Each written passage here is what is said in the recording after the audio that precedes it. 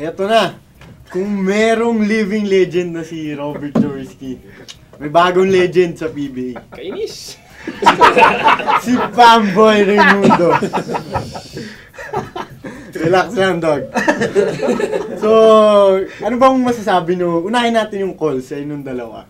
Tingin nyo ba tama yung mga calls na binigay ng referee? Yung mga flagrant one ba? May F1. Dalawang F1 kay Pamboy. Kay Pamboy, kay F2 kay Evans, and ano. Technical kay Urbistondo. Pagpasok kasi ni Pamboy, parang mo intention to hurt yung gagawin niya. Kasi he just entered like 13 seconds and then he commits that act. So I think his intention was to hurt, which I think the referee should have seen. Maybe that could have warranted maybe an F2. And I think Coach Tim said na they let him off loose, parang too easy. Yeah. So, although na-eject naman siya, pero I think that the initial call dapat, I think it would have been dapat F2. Kasi F2 na. wala pa yung screen, nakaganyan na eh. Naka-chicken wing na eh. Yung karate chop na. Sa'yo, balik tayo eh. Dito ka.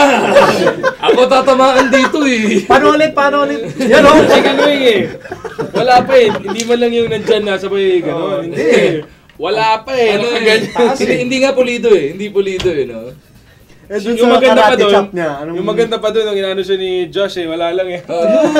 Wala lang. Ulang na lang, bumili ng lobo sa luneta eh. Nino.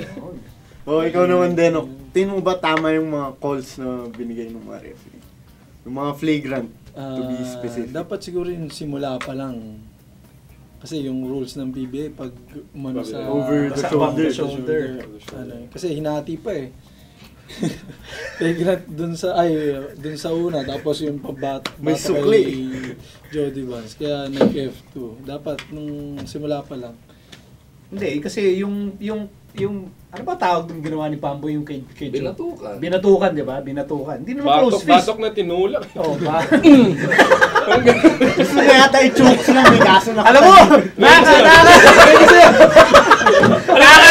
nakakahalata na ako kay Doug, ha? Marami na siyang pamuntik-muntik kay Bago, eh. Parang hindi nakakalimot si Doug, eh. Hindi, di ba? Parang tinatagong galit. No chance. Ayun, eh. Parang kaya pala excited si Doug pumunta dito. Kaya siya kasi Magu. Kaya tinanong ako eh, ano Migo, 1 o'clock? 12 o'clock ka dyan na ako. Hindi, kasi yung kaya F1 lang ata yung kay Pamboy yung ginanon niya si Joe. Eh kasi hindi naman above the shoulder eh, borderline. Hindi masabi kung ano eh. Sakto lang dun sa border. May muscles kasi dito. Oo, sakto lang dun sa ano eh. Tsaka tumalon pa si Pamboy para si sabay Joe. atras. Diba? Oy, yung nga mag-comment nga akin dalawa.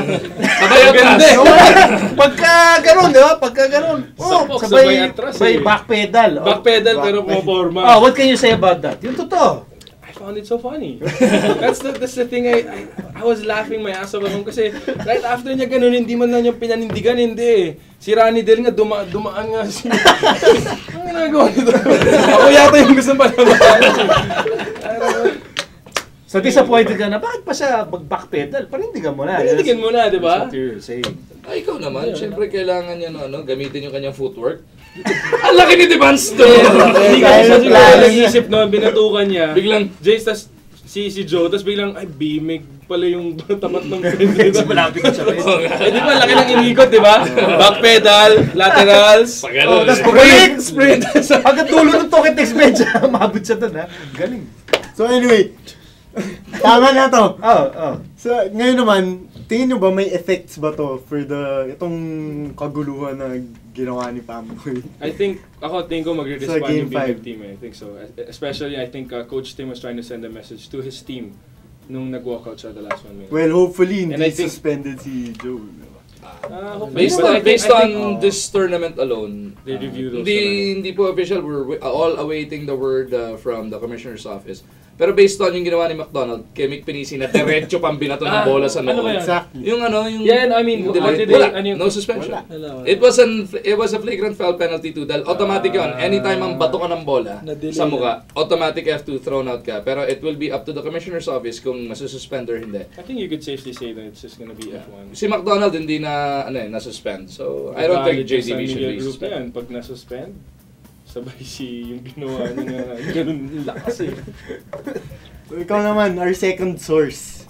Tingin mo ba may epekto tong nangyari? Oo, sa malaki Game epekto 5? niya. Mas lalong sinasabi nga ni Richard nabugbugan na. Ganun.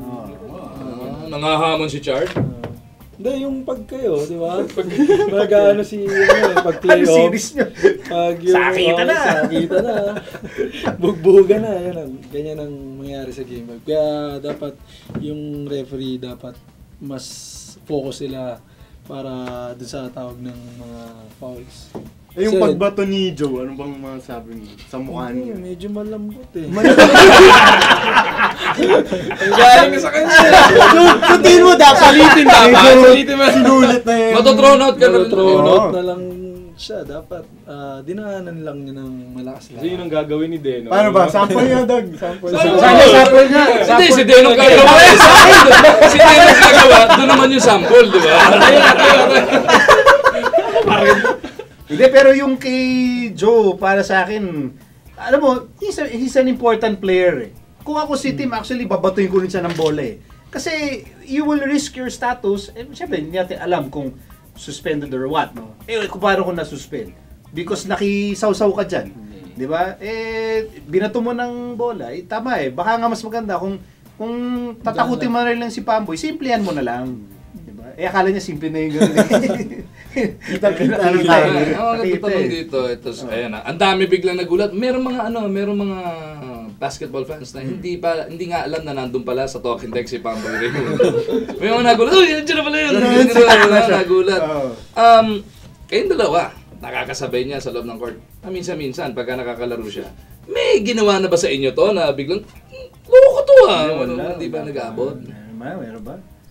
Takot kay Doug. Hindi siguro. Tapos rin ako nun, diretso lang ako dun. Hindi ako iiwas. Ako, nakaaway ko na yun. Oh! Oo, hindi nga. Saan?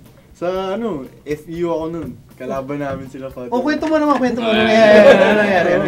nangyari? Wala yun. Bugbog ka. Alam mo yung technique na, di ba? Sinusundot ka ng thumb dito sa matulis yung kuko. Inis ako, kinurot ko siya ng malakas. Hinahabol ako ngayon. Ayun, dito rin ako naabutan. Favorite pala niya yun yung Wala yun, nagkagulo yun sa lakon. Puro na labanan. Hindi, pero yung, I think kailangan mo May history linawin. pala. Hindi, kasi kailangan mo linawin, Jen, kasi hindi naman lahat napanood si Pamboy sa Baste. Talagang may reputation si Pamboy, di ba? Iyan mo, Oo, confirm mo. parang ano siya. Oo. Para siyang taga Detroit Pistons. One of the bad boys. Bad siya boys, talaga. eh. Ganun. Bad Pagka- boy, di ba? Hindi ko narinig yun eh. Mula Baste Bad boy talaga. hanggang D-League. D-League, yung first conference ng D-League bago Boy pa next mag to Richard. PBA si Pamboy Raimundo. I think 80% ng gulo doon sa kanya nagsimula. Di ba? Tuwing naglalaro. Hindi, pero grabe. Yung, di ba, nung pinapakita siya sa TV, di ba? Ay, naghihintay sila kung anong tawag. Ganun lang siya. Akala mo, nagdadsal eh. Para mo sa Kristan lang ang dating eh. Pero, parang bait eh. Kaya rin naman, feeling ko kaya rin naman na naging ganun yung way niya maglaro. Oo. Is, kasi yung nasa Baste siya. Parang wala silang leader talaga. So, Siya he yun. needed to step Oo. up dun sa Baste. At saka siya yung nagpro-protect. Yeah. Kasi Oo. he's one of the older guys dun Pro-protect? sa team nila. Sino po protect niya doon? Si Abueva? Or siya yung Si- Yung ba kailangan yung protection? Tsaka si Sangga lang. Tsaka si Bulawan? Protect ba yun? Pero Small but terrible. alam mo dahil sa mga pangyayari. Siya pa ba protect kay Bulawan? Alam mo dahil sa mga pangyayari sa Game 4. Oo. Sa isang larangan, ayoko makalaban si Pamboy Raymond. Saan? Sa poker. Bakit? Di ba? Pagkatapos ng buong insidente, nuni. Wala lang ganun. eh. Tapos nung nakuha di ba, wala lang. Nung nakuhanan siya, nakatingin siya sa Big Cube na, uy, huli pala yung ginawa ko, tas huli pa rin yung Wala, no? nuni ko. No reaction, Nakaganon no? pa rin yun ang poker face, di ba? Tapos paglabas, peace. Hindi nga, ganun nga. Pamboy Pamboy power! Sabi niyang ganyan. Nag-celebrate siya na, I got Joe out. So ayan, Malay tingnan mo. natin ngayon kung may epekto ba sa Game 5 ang lagim ni Pamboy.